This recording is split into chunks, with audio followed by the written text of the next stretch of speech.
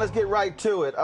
First of all, it's very interesting. This book is called The Cooking Gene, A Journey Through African-American Culinary History in the Old South. Of course, I just had about 20 family members in in Virginia for Christmas holidays, and so I needed them black people to leave because it was way too much food being cooked. Yes. Because my dad was the lead chef for my grandmother's catering business, and then my brother's an executive chef, and so they were planning meals, and I mean literally.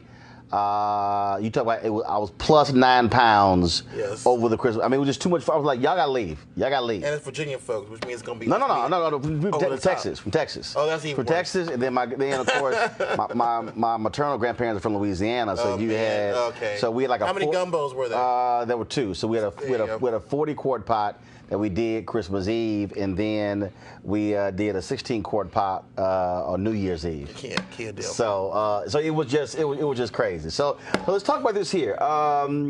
Many folks saw you in the Skip Gates documentary, and so when did you begin this journey where you say, you know what, I want to document this. I want to put this thing in book form? Well, I was a young kid, and my father took me to Williamsburg, Virginia, and I saw my first historic cooking demonstrations, but no black people. There were black people all over the place. At one point, at Living History museums, it was all black folks doing the work. But it was done in such a way that you never thought they had skills or abilities or knowledge. And by the time I came around, there was a program to talk about how enslaved people lived and worked, but there was also historic skills and foodways totally detached from us. So when I grew up, became more interested in living history, I started to cook in the fashion of our ancestors. I'm not a reenactor. I don't reenact slavery. Got it. I'm an interpreter of slavery. I'm a 21st century person who dresses in the manner, knows the skills, knows the work, knows the materials.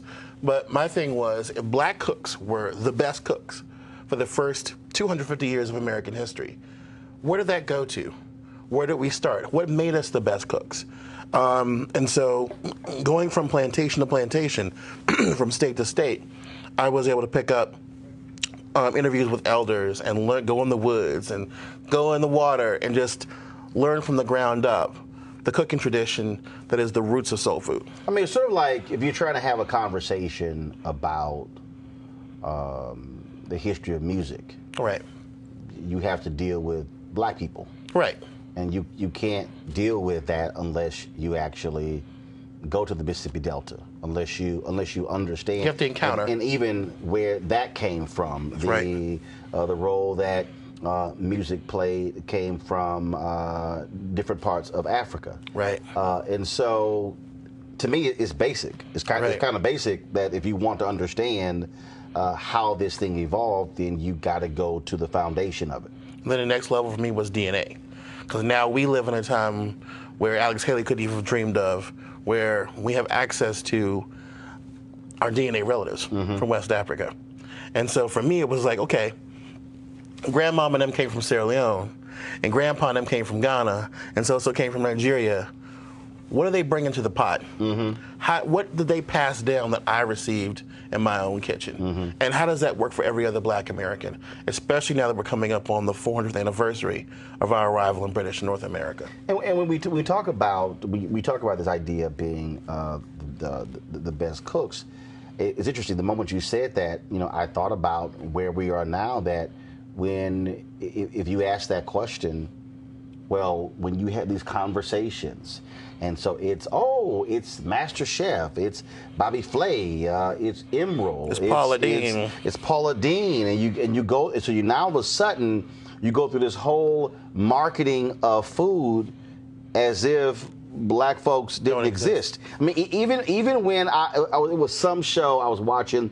Even when it's who's the best grill master and who makes the best barbecue.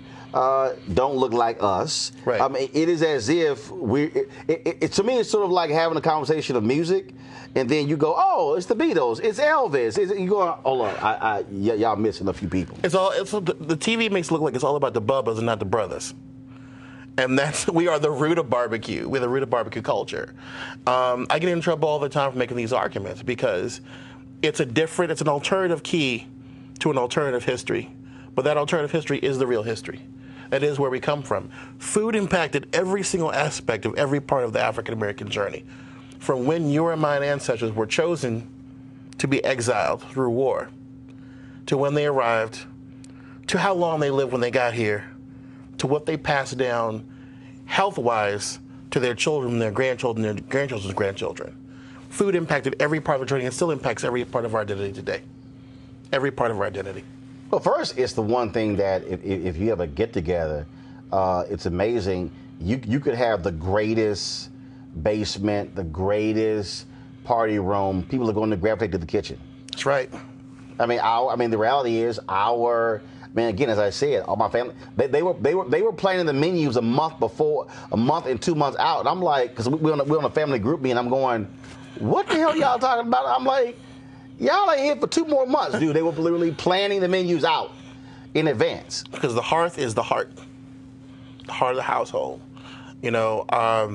Going to West Africa, multiple times and going back in March, taking a group of black chefs who had never been to the continent to go learn traditions of Benin and Togo, to learn how the spirituality and the health aspect of the food, the healing aspect, goes alongside with the traditional cooking methods. And every time you go into the kitchens in the villages, the first place to take you to is the hearth. Why? Because that is where the earth goddess is, that's where the creator, earth goddess, meet. That's where your ancestors are buried, beneath the kitchen. And so all these parts of the different parts of our ancestry, our story, all fit together. We're connected to food in a way that other people just aren't. And ours just tastes better, quite frankly. And was that a result of being forced to be creative? Not having everything at your disposal? Was it a matter of constant experimentation? Was it a matter of, what? All the above. We were already the kind of people who went, okay, I kind of like that over there. Let me borrow that. Let me make it my own. Let me blackify it. Let me do this. Let me take this. Okay, I don't have much of this. What can I substitute with it? How can I still make it taste good? I think one of the biggest misconceptions is soul food is what was thrown down to us, and that's not the way it works. Soul food is really what happens after slavery, after emancipation, after Reconstruction. But the roots of that cuisine are what happened when we, the enslaved the palate of the enslaver, to the point where he and she doesn't know where they begin and we end, and vice versa. In other words, we Africanized the palate of this country, especially the American South. White Texans eat okra. White Texans eat black eyed peas. Right. The Klan had to go to a black restaurant in North Carolina to get their catering for their big Klux meeting. What does that tell you? Robert E. Lee said that the savior of the Confederacy was the black eyed pea. His favorite meal was fried chicken and cornbread made by his mammy. Come on now. They can't live without us. They can't exist without us. But this story in this book is not about them. It's about how we were creative, how we loved each other through food, how we sustained our traditions and resisted slavery and maintained our African identity through food. So when I go to Nigeria and I say, oh yeah, we got okra, they go, what? And I say, oh yeah, okra, hot pepper, fried chicken, barbecue, fried fish, cooked grilled fish, we got the whole, and they just don't know what to do. But the thing that got me the best was when I was cooking with some of the women in Ghana, I was tasting the food and I went like this. I put the spoon in the pot, put it in the back of my hand, licked it off. Everybody went wild. Because it wasn't the association with the food, it was the fact that they knew that somebody's mama was at Cape Coast Castle and she survived to teach her daughter, teach her children. So what you did, how to that do was passed down. That's right. And they knew that was the African way of how to taste the food. And everybody just, it was like drums and whistles, and everybody went off because they knew that tradition had been part of us this whole time. Yeah. So the folks who missed, so the idea of tasting something and put it on the back of your hand. Yeah, if you saw your grandmother do that, your mother, you still do it. That is as African as you get. Yeah, that among many other things we did. That grease pot we had in the kitchen, the chicken grease, the fish grease, and the bacon grease, everything. Basil by the front door. Saw basil all over West Africa by the front door of the kitchen or the household for good luck and for seasoning the food. All these little things that my grandmother from Alabama, my grandmother from Virginia taught me, and my grandfather from South Carolina taught me. I saw them, and I keep seeing them. And this is why it's so important for us to realize that also our cuisine is not a pathology. We're taught all our lives, black English is bad English. Black music is the source of violence. Black dance is too sexual. You're this. Everything in our culture is considered pathology by outsiders, and then we absorb that respectability of politics. And we've had a lot of articles talking about soul food will kill you. Soul food is not junk food. Soul food is not fast food. Soul food, the real soul food, is food from the earth. It's plant-based with meat as celebration food, with the sweets and all the good stuff as signs that we love each other. But those were foods that were only available at certain times, seasonally, and proportionate to the family. So first of all, define soul food. So what is soul food? What are the specific meals or specific food groups? What would you call soul food? Hey, I would call soul food. I'd even say soul food embraces Creole food because really they're part of the same family. It's that cotton, tobacco, and sugar belt. That was from the Chesapeake to Louisiana, from Texas to Florida, Missouri to Alabama. And it was shaped by enslaved people who were the cooks, who were the chefs, who were the caterers, who were the best. James Hemings, the best chef in America was a black man who was enslaved by Thomas Jefferson. And those DNA lines, he was his wife's half-brother. They were all connected. Mm-hmm. But he infused European food with African ingredients to create a gourmet Southern cuisine that everybody envied. And it wasn't just him. These professional cooks were sent to Europe, but the main thing was they were still drawing an African background. So over time, we had foods that were based on our gardens, foods that were based on fishing, foods based on gathering. We've lost a lot of that because we had to move for the sake of our lives in the Great Migration. People forget that. We were forced out of our secondary home because we had to make money, because we had to not get lynched, because we had to survive. And we lost a lot of our indigenous foods that were part of the soul food tradition. So now people think that soul food is just a meat and three. Candied yams, fried okra, greens with a lot of pork in them. Nothing could be further from the truth. Mac and cheese. Mac and cheese. Those are all really well and good celebration foods, fried chicken, but they're not the standard canon. The standard canon is actually beans and cornbread, sauteed greens, whatever fresh soup or stew you can get from the various parts of your garden. And yeah, there was pork in that pot, but if you're working a 16-hour day, I've picked cotton 16 hours. I do that every single year to remind me why I'm grateful for where I live now and who I am now. But that work requires calories. But it's just like I was reading it was a story several years ago. Yeah. And they were talking about the evolution of breakfast. Right. And they said what folks didn't understand was we were an industrial nation. Right. And so these men, they were largely men, would eat these massive breakfasts because they were going to work in plants. He said, and then they wouldn't have their next meal until it was lunchtime, and that was 45 minutes or whatever.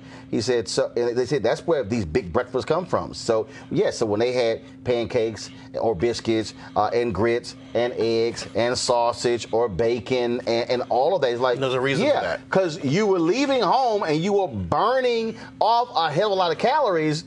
It wasn't just they were not eating huge breakfasts and then coming to sit in an office. Right. But for us, our story is that hypertension begins both with the stress of racism and enslavement, but also the fact that those Africans who made it alive across the ocean during the Middle Passage and being seasoned in the castles were the ones who could retain the most sodium. So the very things that cause us chronic health issues are the result of the adjustment to a system we were not used to. I mean, diabetes, certain cancers are because we were biologically clustered. I mean, every African was handpicked to be an enslaved person. And that's a scary thing. We're the largest group of genetically modified humans on Earth. Because somebody had to pick every single one of us who became our ancestors, right? But the chronic illness factor comes from the fact that we didn't have gluten for 70,000 years, and all of a sudden somebody goes, here's a biscuit, here's pizza, here's a sandwich. Those foods are very convenient and easy, but we're the lowest gluten tolerance. We're the lowest gluten tolerance of any human population on Earth, the sub-Saharan Africans.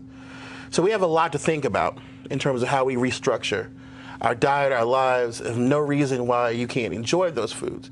But for me personally, it's like switching out the Kool-Aid for the hibiscus, the cola for the unsweet tea. The fried chicken it's special because I make it great. But the problem is it smells up your house for 3 weeks. People eat it in 2 seconds. And it's a delicacy. But why would you want to make that every week? So I kind of emphasize that, but also the fact that no one has to tell black people about plant-based food, healthy food. That's part of our heritage.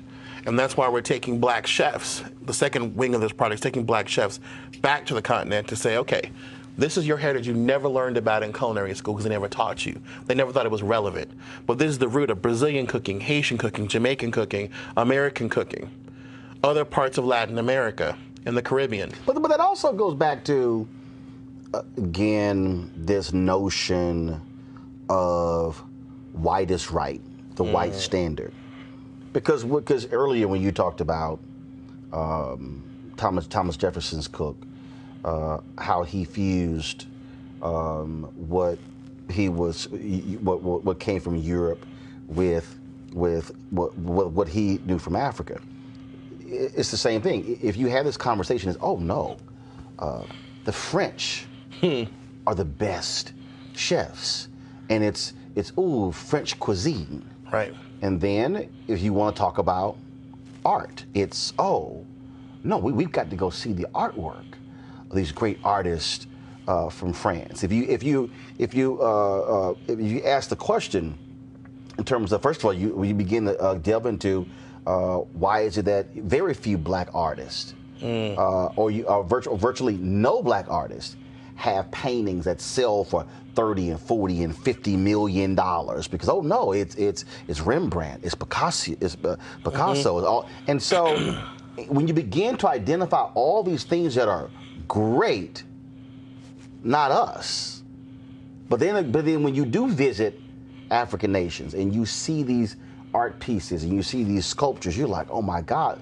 that blows away anything. There would be no Picasso without them, be no modern art without them.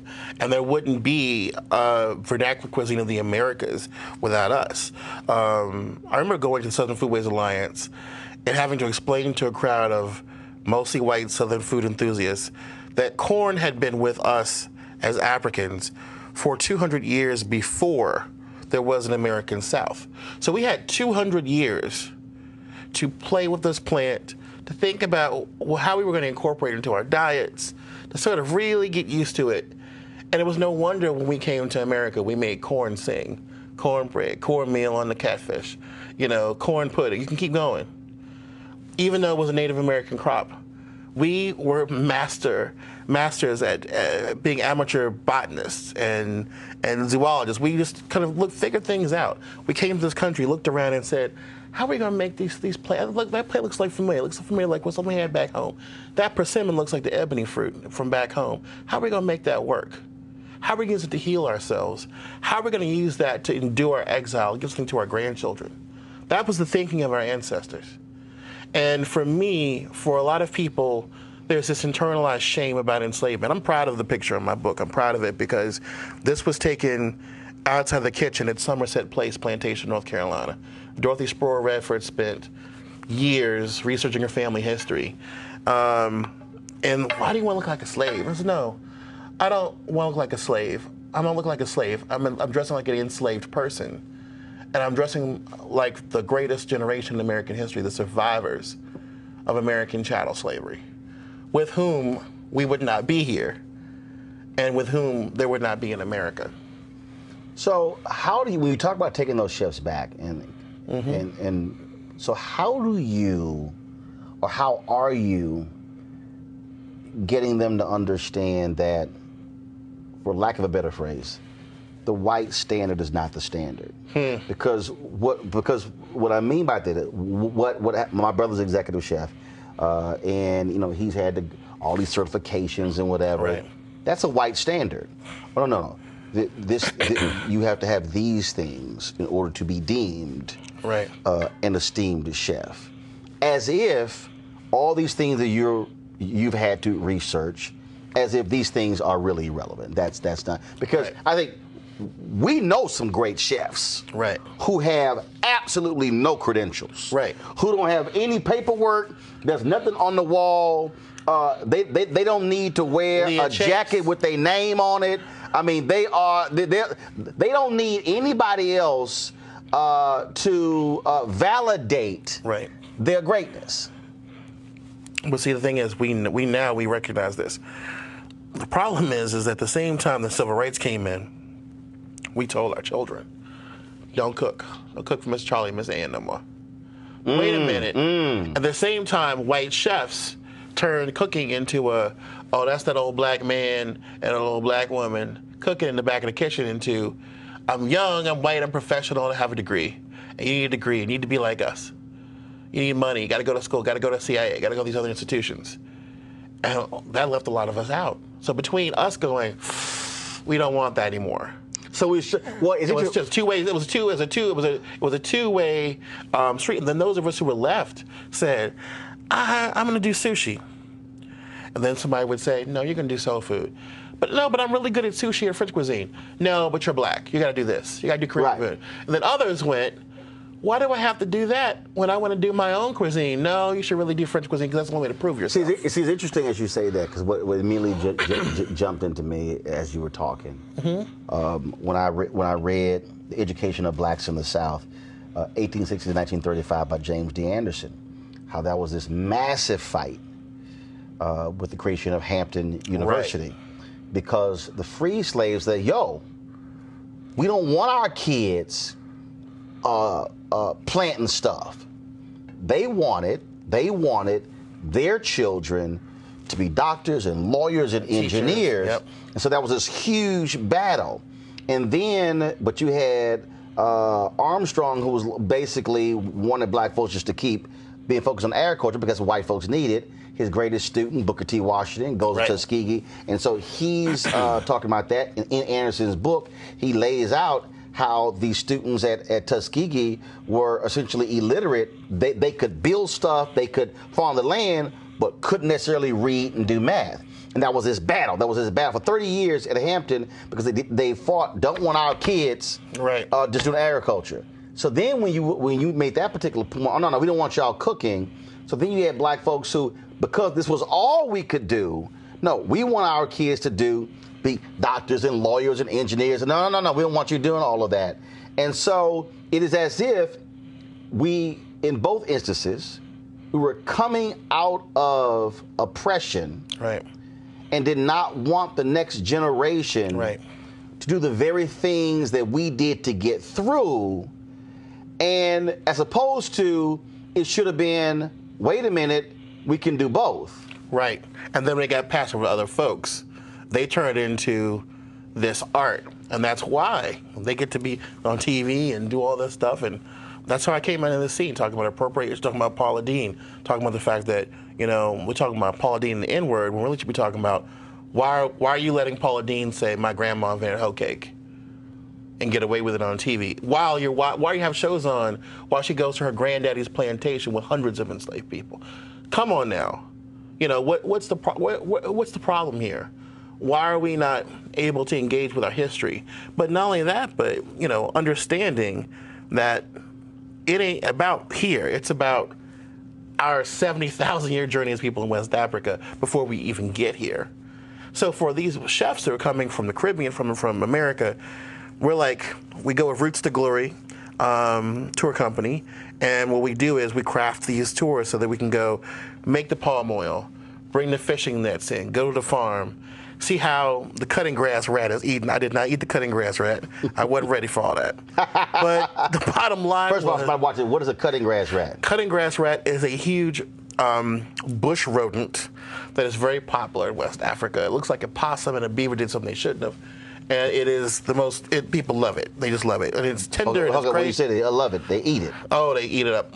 Their whole restaurants, the only thing to do is this huge cutting grass bush rat. And you said, I'm going to draw the line. I'm going to draw the line. Smell good. I ain't going to lie. That sauce Miss Mabel put together was banging. But you just said, I'm going to draw the line of eating rat. I have to draw the line of eating this rat. But it said that's the ingenuity. So we didn't come here and learn to eat a possum. We already knew Okay, cool. It looks like something from back home. Let's do it. Okay, hold on. So Shannon Sharp and I were talking about this, and Shannon Sharp grew up in South Carolina. Okay. And Shannon would talk about eating possum and all this, eating all this sort of stuff. He's like, man, look, I grew up in the country. So what you're saying is, we will say, oh my God, what are you doing? That's country, but no, that's our heritage. It was folks took what was happening in African nations, and to your point, that looks like this. Substitute. Right. Switch it out. So for these chefs to see that and go, oh my God, my grandfather did that, or we're from say from the West Indies, we do that the same way, or we're from wherever. Put the pieces together. They want to know where they come from. I have one chef who is coming to Benin, who's worked with Native American chefs, like my friend Sean Sherman, who wants Native American communities to become better and healthier by eating indigenous food. We've worked with him for several years now. He's like, well, I got to come back to my home thing. I want to know how we do this on a level with African culture and African American culture. So with this, and again, I made that point earlier about white validation. Yes. With this, are you essentially trying to get this next generation of black chefs to come to the point of saying, stop being so focused on what they what they say you need in order to ascend to be a great chef. Focus on what we have always created, and then what comes out of that is a whole new culinary standard. Absolutely. I'm sorry. A new culinary standard that is actually old. Yes. When I was in Senegal, we were sitting down to have okra stew with people in the hotel, the chefs at the hotel. And they were really hospitable. It was a big part of Senegalese culture. And my new cousin, Fantas, he said to me, Michael, we are your new family, but we're your old family. And you're always welcome at our table. And that's the kind of thing that I want to engender in us. I mean, this book was not only hard work, but it became the first book by a black American to win Book of the Year, the James Beard Awards. I was told when I started this project and started to market it to different publishers, America's not ready for you. You're not the American story. Literally, I'm quoting them. Your voice shouldn't be the lead voice talking about the South. What about so-and-so and so-and-so? And they were all white authors. So people resisted the idea of us taking our DNA, our family history, our food history, melding them together and saying, no, these are my credentials. Some clubs you can join in, others you got to be born in. And that's what I say. And I say that is until you go through this process, you can't tell me who I am. Now I know who I am. I know the names the clan people came from in the continent, what ethnic groups they were. I've been to the villages. I've had that moment of going from the castle on the coast of Ghana to the port at Yorktown where they arrived. And from now on, I want other black chefs of multiple generations to look at their food and go, you know what, we own this. We got this. And if we want to play with French cuisine and Japanese cuisine, great. If we want to meld them together, great. We want to end these diaspora wars and do Caribbean meets West African meets Brazilian, fantastic. Because that is our collective family heritage as black people in the Atlantic world. And at the end of the day, and just using your example about the big rat, was it cutting grass rat? Cutting grass. Cutting grass rat.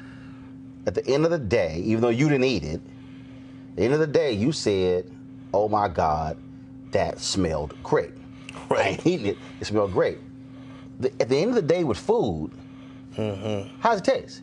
I mean, you can say, look, I have one of my aunts, my mom's aunts, my mom actually baked cakes for 30 years. Wow. And so she did wedding cakes, every kind of cake possible. The reason I don't like icing today because I had to taste all that icing when I was a kid. She's like, okay, taste this. Ah, damn, too bitter, too sweet, too. But I had one aunt, her cakes fell apart.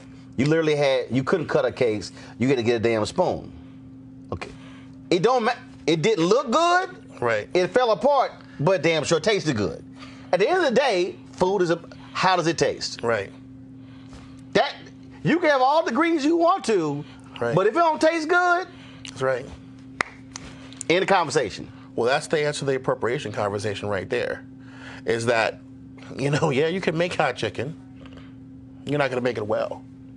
You're not going to make it as good as. Right. You can call it that. You can call it that, but it's not the same thing. Nice try. And that's because we need the source code. Like I tell people on Twitter and at Coach Your Soul, you need the source code. Black folks, we need to maintain and upkeep our source code, because without that source code, nobody has anything else. Which is why it's I think for people who don't cook, people go, but what did you put in it? It's like my mom makes this pineapple cream cheese cake, and literally it's not an icing. It's like the top of the cake, the frosting, the icing literally is pineapple cream cheese. Wow. And dude, the cake is ridiculous. And my brother's tried to make it. He can't. He's executive chef. It's some things that people are like, but what do you do? It's something that you can't replicate. It's that special thing. It doesn't matter what culture or what background you come from. Here's the same rules. I give lectures on how to teach people how to do family recipes. But at the end of the lecture, I remind them something. You are not your mom and daddy. You will never be them. You are only you're half and half. And not even really that. Your children are not not your parents or their grandparents or great-grandparents. They are little pieces of you. Their children are going to be little pieces of them. Same thing works with food. Yes, my grandmother was fantastic and my mother was the best. But I do things a little differently. Okay, cool. My people will do something a little bit different after I'm gone. Just like DNA. Food and DNA are one and the same. Each generation changes up a little bit. We can't be afraid of the fact that life is dynamic. Spirit is dynamic. It's not static. Just like food, it changes. So if the pineapple cream cheesecake doesn't stay the same in 3 generations, that's cool as long as it's still there. And that's the point I try to make people. The generations pass first of all, because the new generation didn't taste the old one, so they ain't got nothing to compare it to. They don't know. They don't know. So you just keep your mouth shut. Right. And then it's all good. Right. It's all good. So let me ask you a question. So when you were, I was going through. You talked about picking cotton for 16. Yeah, with an iPod in my ear. Wow. You know why? Because this damn spirituals didn't work. They were too slow. So I turned on the folk music from Alan Lomax from the prisons in Texas and Louisiana. And you know what? I picked me some cotton. I learned, and I broke down. I had an emotional breakdown because I realized I'm here by myself alone in this huge field, endless, this blinding me with the light hitting the lint and the cotton. And I'm realizing something. I'm realizing this is why we created a music, a community, a religion around keeping each other awake and alive. You can't do this by yourself. You need your people. And all of it hit me all at once. This is not, one enslaved person couldn't do it. It took a whole community of people constantly striving to be free and resist slavery to exist. When you were making this rice, explain that process. Because the photo says pounding Carolina gold rice. Yeah. A Middleton Plantation, Charleston, South Carolina. And that is before I knew that my mother, blessed memory, her direct maternal ancestor was Mende from Sierra Leone. And I knew that her furthest back grandmother was born in Charleston. So I didn't even realize that I was doing something that my family had been part of their life for several thousand years. Rice goes back in West Africa 3,500 years, indigenous. And these women were brought specifically during the middle of the 18th century to cultivate rice. So when I talk to black folks about using their DNA and using their family history and kind of combining narratives, I go, where are you people from? They'll say, I'm from this state, from this state. Okay, great. So who came from where? We work out the details. Then they did you get your DNA done? Yeah, I'm Yoruba. Okay, great. There were only 6 ships that came to Virginia. Only some ships came to South Carolina. These came from Louisiana. And I go, how many generations can you go back? Oh, this date. I say, okay, that was when the slave ship came in. And they go, what? I said, okay. It's like, you keep digging, you find something, let me know. 9 times out of 10, I'm right. Because for me, that exact moment, everybody else glorifies when their people came to Ellis Island. We didn't have no damn Ellis Island. My name ain't no damn Twitty. My name is Keta. My name is Njai, the Lion Clan. I take great pride in that. But that's because we have these scientific and cultural miracles going on that our ancestors never could have dreamed of. Mm-hmm. But when you pound that rice, you learn a couple things. Number one, these women have the strongest arms and upper body strength known to man. And then the second part is they would never break the rice, which is hard to do. When you broke the rice, you made an inferior product. So these women who were brought in from Sierra Leone, Liberia, Guinea-Bissau, Guinea, Senegal, and Gambia were so valuable that they made that generation of South Carolina and Georgia planters the richest white men on earth. They were millionaires within 2 successful seasons of rice planting. All that came from black men moving the land and black women harvesting and growing and processing the rice. Without that knowledge base, of the 12 richest men in the time of the signing of the Declaration of Independence, 10 were South Carolina rice planters.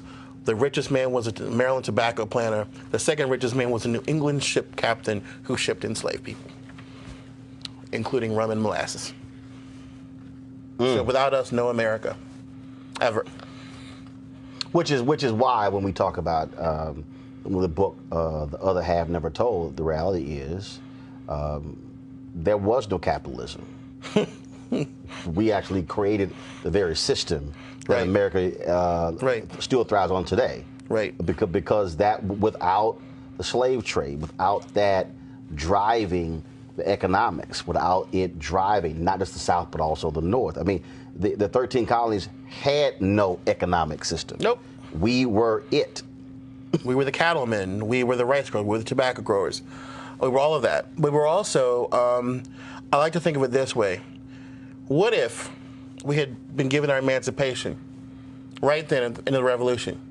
With that African know-how, with our American, European, and Native American understandings, we could have been the greatest doctors. We could have healed so many diseases. You know, it's the point where white supremacy screws itself.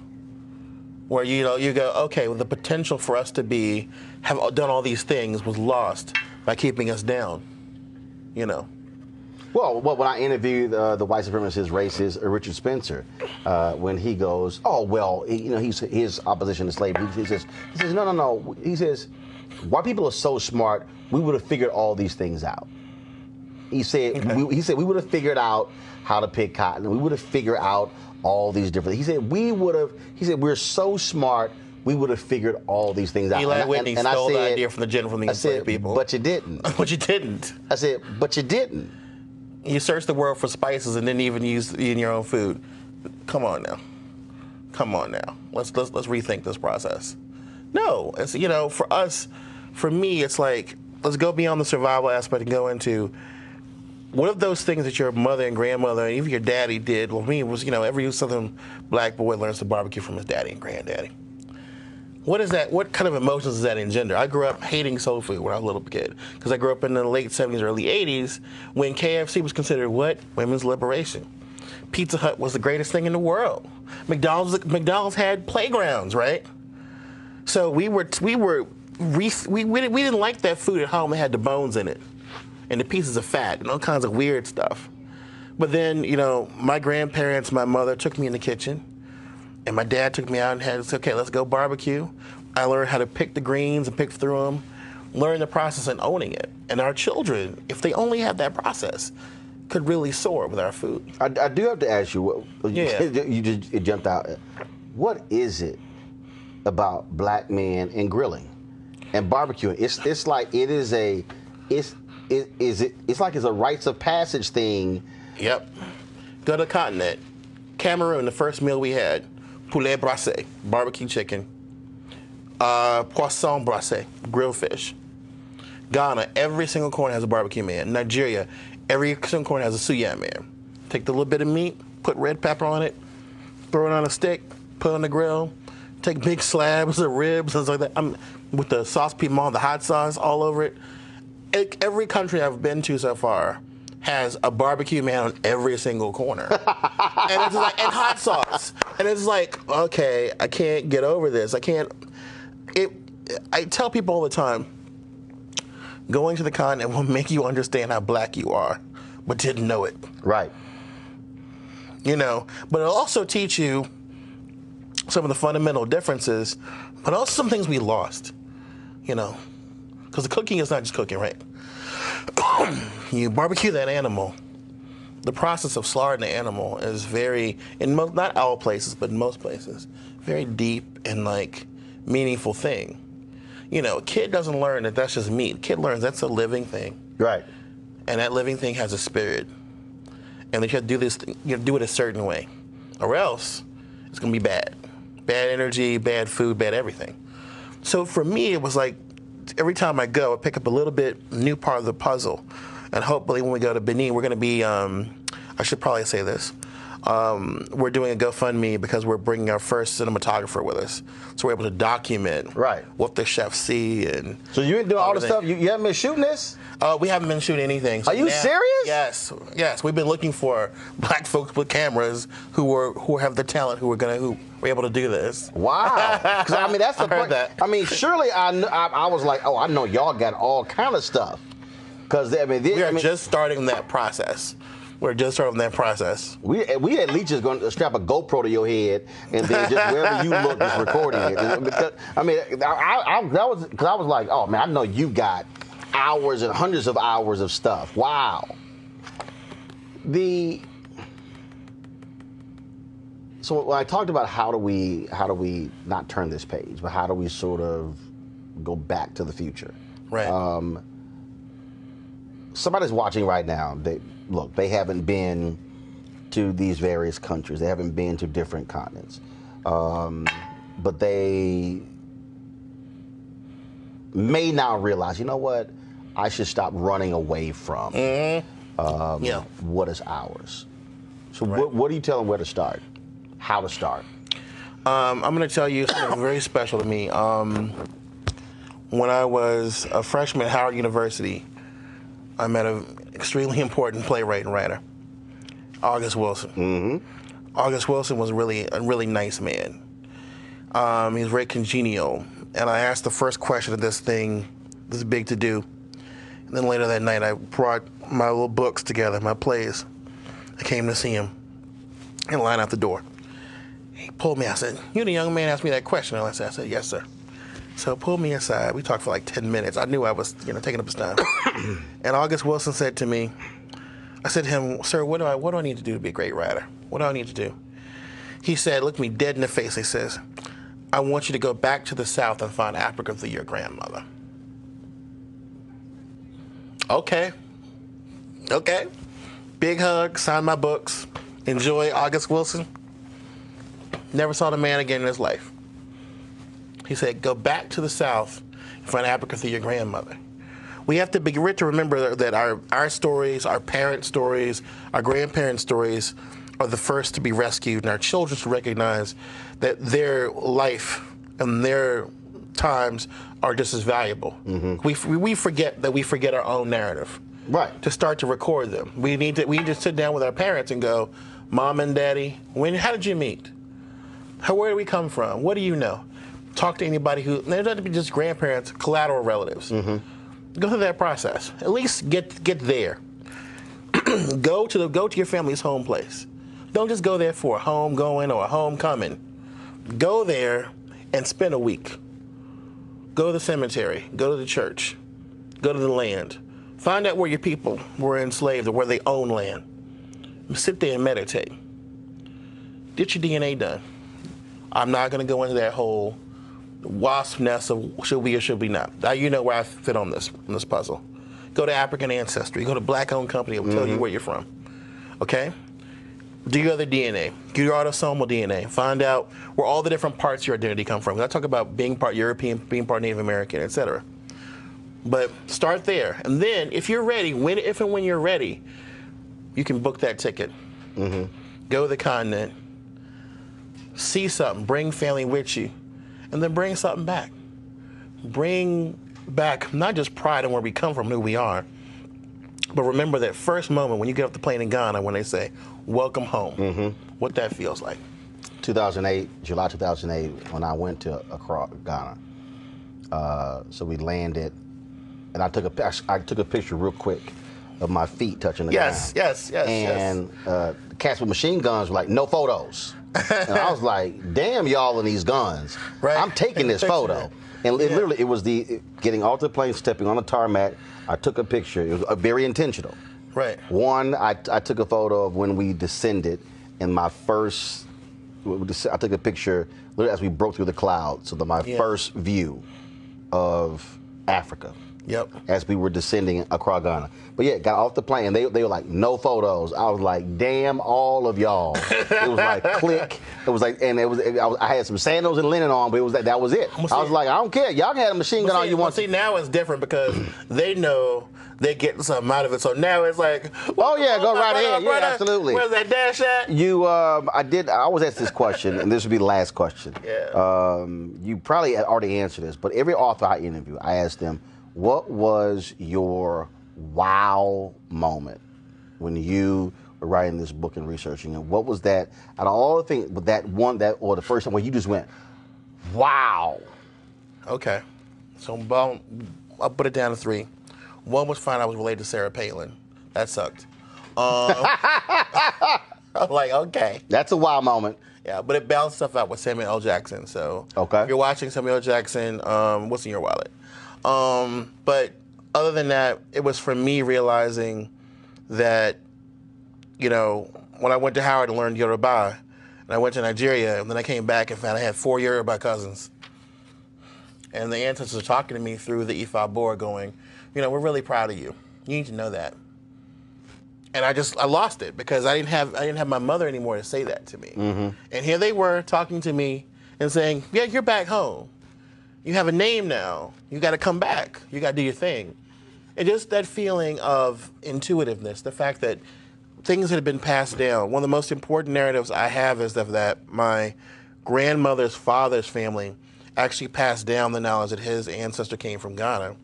And when my family did the African ancestry test, they found out, bam, 100% correct. And then we found the relatives. So, being part of a black family that for 250 years said, we're Ashanti, we're from the Gold Coast, that's who we are. And then to be able to verify that, then go to Ghana and see my people. Mm-hmm. That was my biggest wow moment. The book is The Cooking Gene, A Journey Through African American Culinary History in the Old South. Michael W. Twitty, I appreciate it. Thanks a bunch. Sir. Thank you very much. All right. You want to support Roland Martin Unfiltered? Be sure to join our Bring the Funk fan club. Every dollar that you give to us supports our daily digital show. There's only one daily digital show out here that keeps it black and keep it real as Roland Martin Unfiltered. Support the Roland Martin Unfiltered daily digital show by going to RolandMartinUnfiltered.com. Our goal is to get 20,000 of our fans contributing $50 each for the whole year. You can make this possible. RolandMartinUnfiltered.com. You want to check out Roland Martin Unfiltered? YouTube.com/Roland S. Martin. And subscribe to our YouTube channel. There's only one daily digital show out here that keeps it black and keep it real. It's Roland Martin Unfiltered. See that name right there? Roland Martin Unfiltered. Like, share, and subscribe to our YouTube channel. That's YouTube.com/Roland S. Martin. And don't forget to turn on your notifications so when we go live, you'll know it.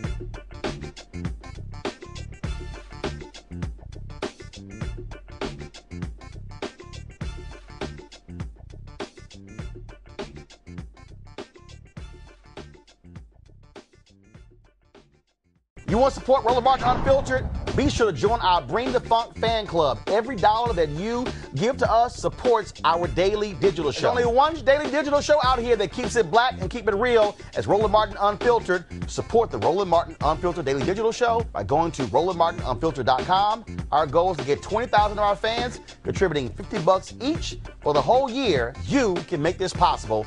RolandMartinUnfiltered.com.